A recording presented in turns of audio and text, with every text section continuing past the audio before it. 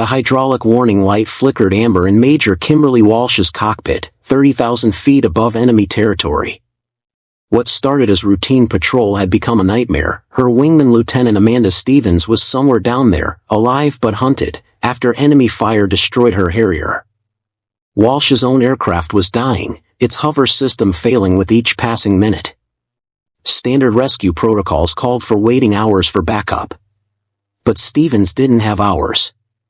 Neither did Walsh's crippled jet. Sometimes the book gets thrown out the window, and survival comes down to one pilot's desperate choice. This morning, that choice belonged to Crossfire.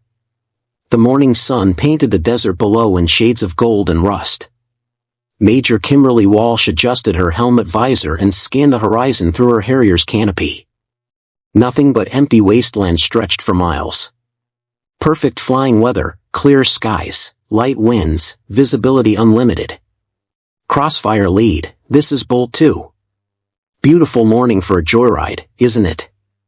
Lieutenant Amanda Stevens' voice crackled through the radio, cheerful as always. Walsh smiled. Roger that, Bolt. Try to keep up today. In your dreams, ma'am. They'd flown together for 8 months now. Stevens was young, eager, and quick to laugh. She reminded Walsh of herself 20 years ago, before the gray hairs and the aching back that came with age. The kid could fly, though. Better than most pilots twice her age. Walsh checked her instruments. Fuel good, engines running smooth, all systems green. The Harrier hummed beneath her like a contented cat. She loved this aircraft, temperamental, demanding, but capable of things other jets couldn't dream of. Vertical takeoffs, hover landings, transitions from helicopter to fighter in seconds. It took skill to master, and Walsh had that in spades. Command, this is Crossfire lead. Patrol route Alpha 7 proceeding on schedule. Sector appears quiet. Copy, Crossfire. Maintain current heading. Intelligence reports possible movement in grid 47. Understood. We'll take a look. Walsh banked slightly left, Stevens following in perfect formation. Below them, the terrain shifted from open desert to rocky hills dotted with scrub brush. No roads, no buildings, no signs of life. Just the kind of place where trouble liked to hide. You see anything down there, Bolt? Negative. Looks dead as a doornail. Walsh had learned not to trust quiet. 23 years in the cockpit taught you that. The peaceful moments were when your guard went down. When mistakes happened. She kept her eyes moving, instruments, horizon, ground, instruments again. Skin pattern drilled into her bones. The hydraulic pressure gauge caught her attention. The needle sat just below normal range. Not alarming, but worth watching. These birds were getting old, and maintenance could only do so much. She made a mental note to mention it during debrief. Crossfire, this is command. Extend patrol time by 30 minutes. We've got intel chatter suggesting activity in your area. Roger, extending patrol. Stevens groaned over the radio. There goes my lunch date. The mess hall will wait for you, Bolt. It's not the mess hall I'm worried about. Lieutenant Morrison promised to show me his coin collection. Walsh shook her head. Stevens collected boyfriends like some people collected stamps. Different one every month, all young pilots impressed by her flying skills and quick wit. Walsh had given up offering advice about mixing business with pleasure. Focus on the mission, Lieutenant. Always do, ma'am. That was true. Stevens might joke and flirt on the ground, but in the air she was pure professional. Walsh respected that. The kid knew when to be serious. They completed another sweep of the sector. Still nothing. Walsh was beginning to think this would be another routine patrol with a routine landing when the hydraulic gauge dropped another few points.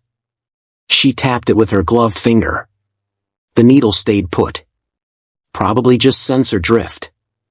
These older aircraft had quirks, and Walsh knew every one of her Harrier's personality traits. This particular bird ran hot on the starboard engine and had a slight pull to the left during hover transitions. Nothing dangerous, just characteristics you learn to work with. But the hydraulic pressure bothered her. That system controlled the hover function, and without it, the Harrier became just another conventional aircraft. No vertical landings, no hovering capability. In this terrain, that could be a problem. Command, crossfire lead. I'm showing slightly low hydraulic pressure.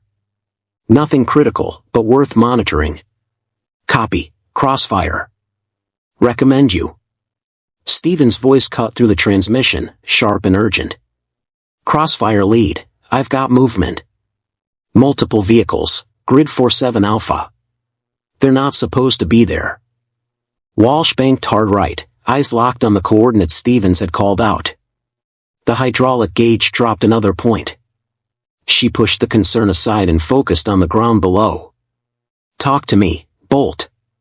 What do you see? 3 vehicles, maybe 4. Moving fast along the ridgeline. Definitely military, I can see weapon mounts. Walsh spotted them through her targeting system. Dark shapes kicking up dust clouds as they moved between rocky outcroppings. They weren't on any friendly unit roster for this sector. Command, this is Crossfire Lead. We have visual on unidentified vehicles in Grid 47 Alpha. Requesting guidance. Static filled her headset for several seconds. Then Command's voice returned, tense and clipped. Crossfire, maintain observation altitude. Do not engage without authorization. We're checking with sector control. Copy that. Walsh pulled back on the stick, gaining altitude while keeping the vehicles in sight. The hydraulic warning light flickered on her dashboard. Just for a second, but long enough to make her stomach tighten. Stevens dropped lower, her Harrier cutting through the morning air like a knife. Bolt 2, maintain formation. Don't get curious down there. Roger, lead. Just getting a better look. That was Stevens all over. Push the boundaries, test the limits. It served her well in training, but out here it could get you killed. Walsh had seen too many young pilots let eagerness override judgment. The vehicles stopped suddenly, clustering around a rocky outcrop. Walsh watched through her scope as figures scattered from the trucks, some carrying what looked like surface-to-air missile launchers. Oh, hell, she muttered. Lead, I'm seeing SAM sights. They're setting up for... The first missile streaked upward before Stevens could finish her sentence. A thin white contrail reached toward her Harrier like a deadly finger. Bolt, missile launch. Brake left, brake left. Stevens rolled hard, her aircraft disappearing behind a cloud of chaff and flares. The missile, confused by the countermeasures, exploded harmlessly 1,000 feet away. Walsh's hydraulic pressure dropped again. The warning light stayed on this time, pulsing red against the instrument panel. Not good. Not good at all. Command, crossfire lead. We are taking SAM fire. Repeat, we are under attack. Copy, crossfire. You are cleared to defend yourselves. Backup is en route. Another missile launched, this one aimed at Walsh. She pulled into a climbing turn, feeling the Harrier strain against the G-forces. The hydraulic system groaned, and she heard a sound that made her blood run cold, the whine of hydraulic fluid under pressure finding a leak. The missile missed, but barely. Close enough that she felt the shock wave through her airframe. Lead, you okay up there? I'm fine, Bolt. Watch your 6. But she wasn't fine. The hydraulic gauge was dropping steadily now, and without hydraulic pressure, her hover system would be useless. In a conventional aircraft, that might not matter. But Harriers were different. They depended on that system for vertical flight, for the ability to land in tight spaces or hover for rescue operations. Stevens dove toward the SAM sights, her cannon spitting fire. Walsh watched the tracers rake across the rocky ground, sending the enemy scrambling for cover. Good shooting, Bolt. Thanks, lead. I think I got one of their launchers.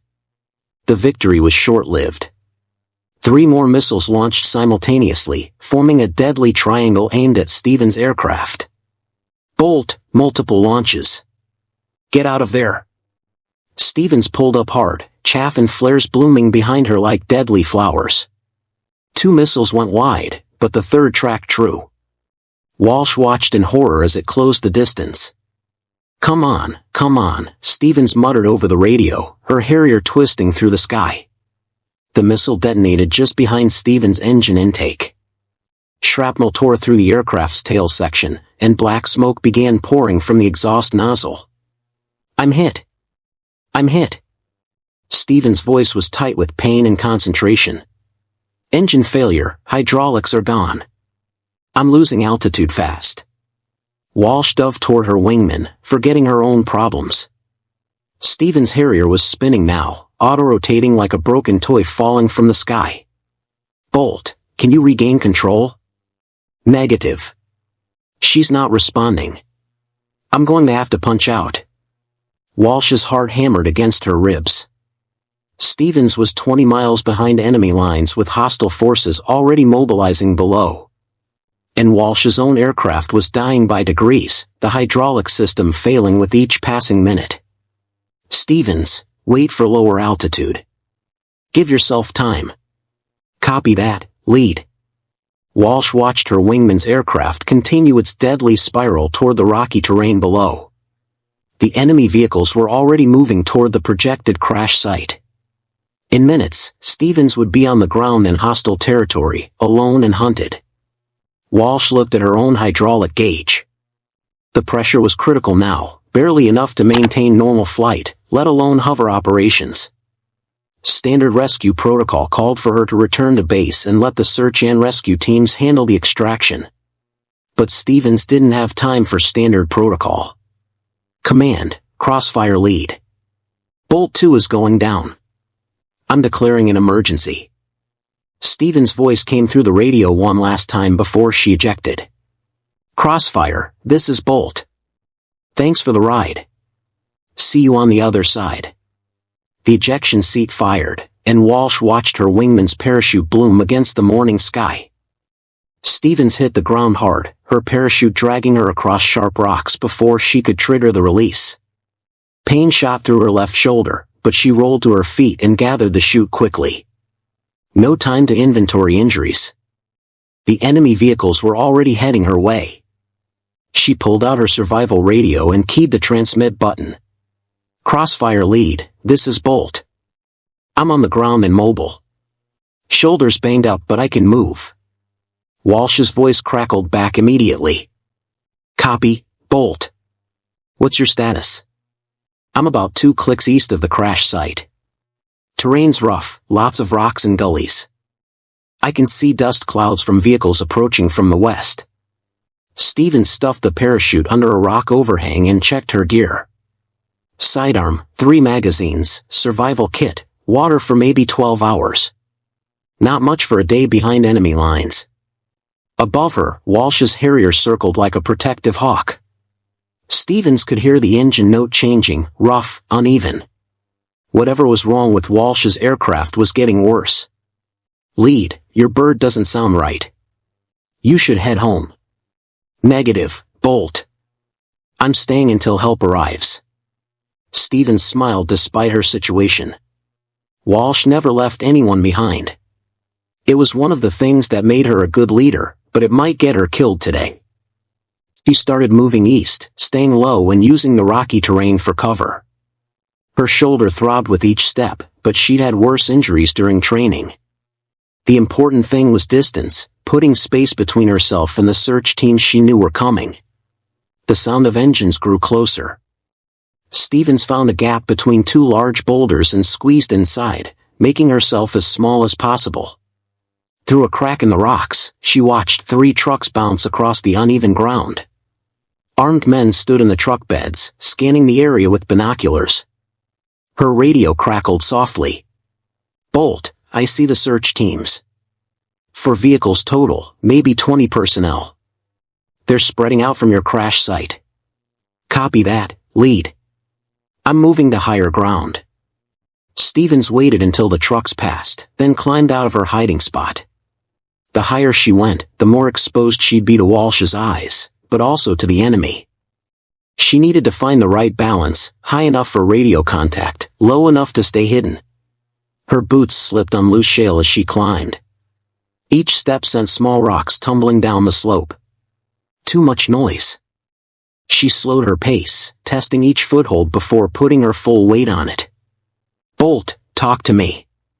How are you holding up? I'm okay, lead. These guys don't look like they know much about tracking. They're making enough noise to wake the dead. That wasn't entirely true. Stevens could hear voices echoing off the canyon walls below her. The search teams were methodical, professional. They knew what they were doing, and they had time on their side. She reached a small plateau dotted with scrub brush and took a moment to catch her breath. From here she could see for miles in every direction. Empty desert to the north and east. More rocky hills to the south. And to the west, where she'd come from, dust clouds marking the positions of her hunters. Lead, I've got a good view from up here. Counting 5 vehicles now. They've brought reinforcements. Walsh's reply was strained. Copy that. Bolt, I need to ask you something. How far can you travel on foot? Stevens checked her water supply and did quick math in her head. In this heat, with limited water, she might make 10 miles before dehydration became critical. Maybe 15 if she pushed it. Maybe 10 miles in this terrain. Why? Standard rescue protocol says I should return to base and wait for the SAR teams. But that's going to take hours, and you don't have hours. Stevens understood immediately. Walsh was thinking about attempting a rescue herself, with a damaged aircraft, in hostile territory. It was exactly the kind of crazy idea that could get them both killed. Lead, don't even think about it. Your hydraulics are shot. You can't hover, and there's nowhere in this terrain for a conventional landing. I'm working on that problem. Below Stevens, she heard the whine of engines growing closer. One of the search teams had picked up her trail. She needed to move again, but where? The plateau offered good visibility but no cover. The canyon below was a death trap if they cornered her there. Bolt, you need to keep moving. I'm seeing more vehicles converging on your position. Stevens looked around desperately. To the north, the terrain dropped into a narrow gorge. Dangerous, but it might throw off the pursuit. To the east, open ground that would leave her exposed but might let her make better time. Her radio crackled with interference, then cleared. Lead, I'm going to try the gorge to the north. Might break up their search pattern. Negative, Bolt. Too risky. If they get you cornered in there, it's better than getting caught in the open. Stevens started down the rocky slope toward the gorge. Loose stones skittered away from her boots, each sound magnified in the thin air. Behind her, she could hear voices getting closer. The search teams were closing in. Lead, they're getting close. Whatever you're planning, you better make it fast. Walsh's response came through broken with static. Copy that, Bolt. I'm making my decision now. The finality in Walsh's voice made Stevens' stomach drop. She knew that tone. Walsh had made up her mind about something, and arguing wouldn't change it. Lead, don't do anything stupid up there. Too late for that, Bolt. I'm already committed. Walsh watched her hydraulic pressure gauge drop into the red zone. The needle trembled there like a dying heartbeat. She had maybe 10 minutes of hydraulic power left, and that was being optimistic. Command, this is Crossfire Lead. I need immediate clearance to return to base for emergency landing. Copy, Crossfire. Vector 270, maintain current altitude. Ground crews are standing by. Walsh looked down at Stevens' position in the gorge. Her wingman was moving carefully between the rocks, but the enemy search teams were closing in from 3 directions. Standard rescue protocols said to leave her for the SAR teams.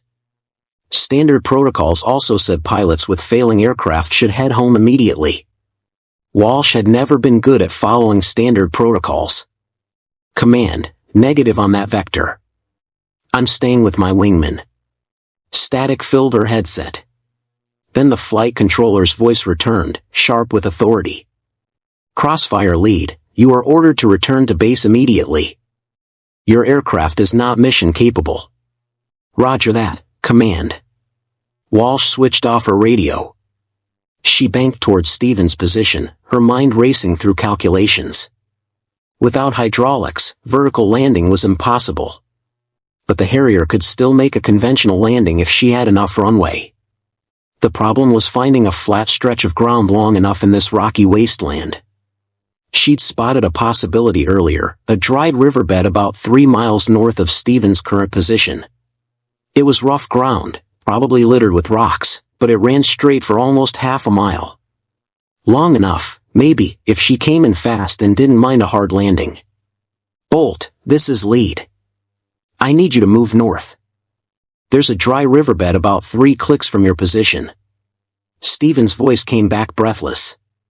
"Lead, tell me you're not thinking what I think you're thinking." "I'm thinking I'm not leaving you down there. The book says." "The book can go to hell." Walsh had been flying by the book for 23 years. She'd followed orders, stuck to protocols, played it safe. But Stevens was 24 years old with her whole life ahead of her. The book didn't account for that.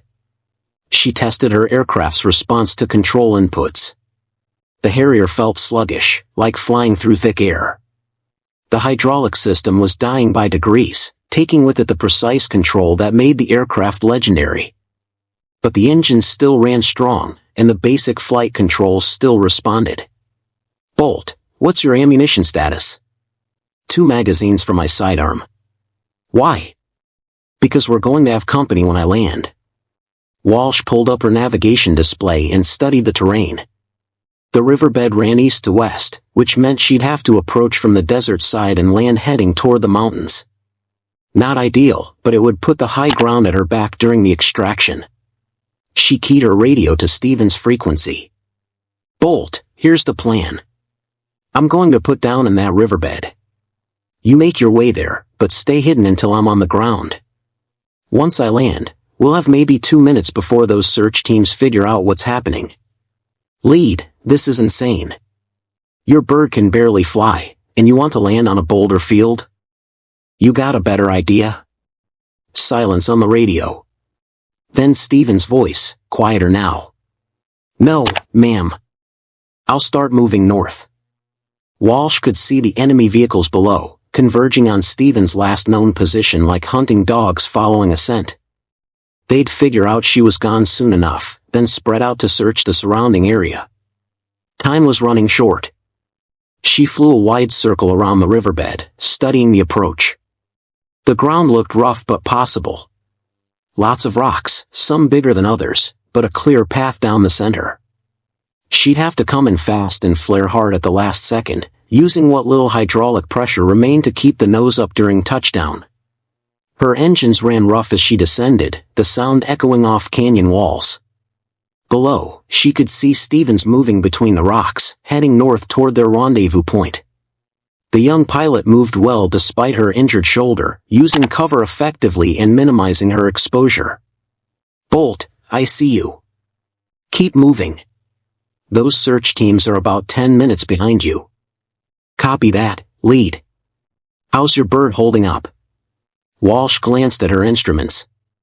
Hydraulic pressure barely registering, engine temperatures climbing, fuel getting low. Her Harrier was dying around her, held together by momentum and stubbornness. "She'll get us home."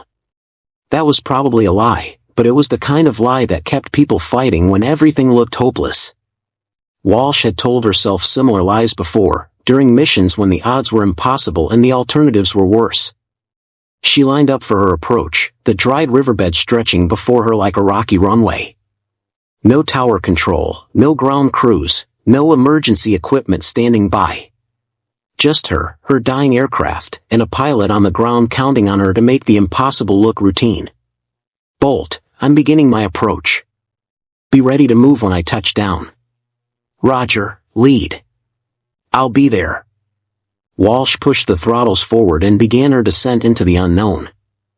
Walsh's Harrier dropped toward the riverbed like a wounded bird. The hydraulic warning alarm screamed in her ears, but she ignored it. At 200 feet, she could see every rock, every depression in the rough ground below. It looked worse up close. "Bolt, I'm 30 seconds out." "Where are you?" "I see you, lead. I'm at the north end of the riverbed, behind the big boulder." The ground rushed up fast. Walsh pulled back on the stick, feeling the aircraft strain against her commands. The hydraulics were gone now, leaving her with manual reversion, heavy, sluggish controls that fought every input. At 50 feet, she saw the enemy trucks. 3 vehicles racing across the desert toward the riverbed, dust clouds marking their approach. They'd figured out what was happening. "Company's coming, Bolt. Get ready to run." Walsh flared hard, bleeding off airspeed. The Harrier's nose came up, engines roaring as she fought to arrest her descent. Rocks scattered beneath her jet wash, and for a moment she thought she might pull off a decent landing. Then her left main gear hit a boulder. The impact threw the aircraft sideways. Walsh fought the controls as the Harrier skipped across the rocky ground like a stone on water. Metal screamed against rock. Sparks flew from the engine intakes. Come on, Walsh muttered through gritted teeth. The aircraft slammed down again, this time staying put. Walsh killed the engines immediately, watching the temperature gauges spike into the red. Fuel vapor shimmered in the hot air around the exhaust nozzles. "I'm down." Move. Stevens broke from cover, sprinting across the open ground. Walsh could see her clearly now, dirty flight suit, left arm held tight against her body, but moving fast despite the injury. The first enemy truck crested a ridge 500 yards away. Walsh could see armed men in the back, weapons ready. She popped the canopy and grabbed her survival rifle from its mount behind her seat. The weapon was designed for hunting small game, not combat, but it was better than harsh language. "Bolt, hurry up." Stevens was halfway to the aircraft when the shooting started. Automatic weapons fire kicked up dust around her feet. She jinked left, then right, using the scattered rocks for cover. Walsh fired back, her shots deliberate and aimed. The survival rifle cracked like a whip, and one of the enemy soldiers spun away from his weapon mount. The truck swerved but kept coming. "I'm almost there." Stevens dove behind a rock 20 yards from the Harrier as more bullets whined overhead. 2 more trucks appeared on the ridgeline. Walsh counted at least 15 enemy soldiers, maybe more. Her rifle held 20 rounds, and she'd already used 3. "Stevens, when I say go, you run straight for the aircraft. Don't stop, don't look back." "What about covering fire?" Walsh looked at her damaged Harrier. The engines were shut down, but the weapon systems still had power. She climbed back into the cockpit and activated the 25mm cannon. "I've got something better than covering fire." "Go!" Stevens broke from cover as Walsh opened up with the cannon. The heavy rounds tore into the lead truck, shredding metal and sending the vehicle careening sideways. The other trucks scattered, their drivers seeking cover from the devastating fire. Stevens reached the aircraft and hauled herself up the side. Walsh helped pull her into the rear compartment, designed for maintenance access but big enough for a person in an emergency. "You comfortable back there?" "It beats walking home." Walsh hit the engine start switches. The left engine spun up immediately, but the right one ground to a halt with a grinding noise that made her stomach clench. "Come on, baby. One more time." She tried again. The right engine coughed, wheezed, then suddenly roared to life.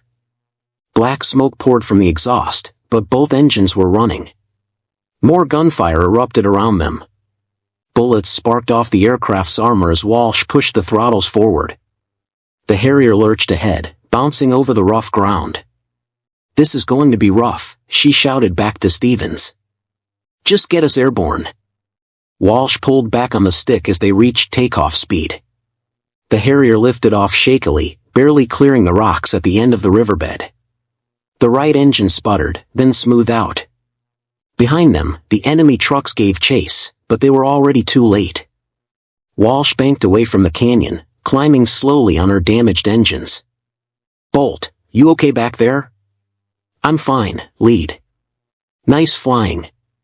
Walsh looked at her instrument panel. Both engines running rough, hydraulics completely gone, fuel getting low. They were airborne, but barely. The mountains ahead looked impossibly high. Don't celebrate yet. We've still got to get home. Her radio crackled back to life as they gained altitude. Crossfire Lead, this is Command. We show you airborne. What's your status? Walsh keyed the microphone, looking ahead at the long flight home. Command, Crossfire Lead. Package secured. 2 souls on board. We're coming home. The flight home took 43 minutes that felt like hours.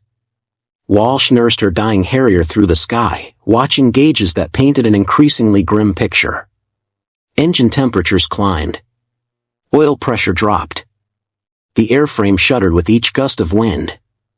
How are we doing up there? Stevens asked from the cramped compartment behind her. We're flying. That's what counts. The radio crackled with friendly voices as they crossed into safe airspace. Air traffic control, search and rescue teams, even the base commander checking on their status. Word traveled fast in the military community. Crossfire Lead, this is Tower. We have emergency equipment standing by. What's your landing preference? Walsh looked at her instruments one more time. No hydraulics meant no hover capability, no gentle vertical touchdown. She'd have to bring the Harrier in like a conventional aircraft, hope the landing gear held, and pray the engines didn't quit at the worst possible moment. Tower, I'll take the long runway. Straight in approach, no pattern work. Copy that, Crossfire. Emergency vehicles are in position. The base appeared ahead, a welcome sight of concrete runways and familiar buildings. Walsh had made thousands of landings here over the years, but never one that mattered quite this much. Bolt, we're almost home. You might want to brace yourself back there. Already am, Lead. Walsh lined up for final approach, the runway stretching before her like salvation. Her engines ran rough but steady. The landing gear indicators showed green. Everything that could still work was working. She touched down hard, the impact jarring her teeth. The right engine coughed once, then kept running. The aircraft rolled straight down the centerline, slowing gradually as Walsh applied the brakes.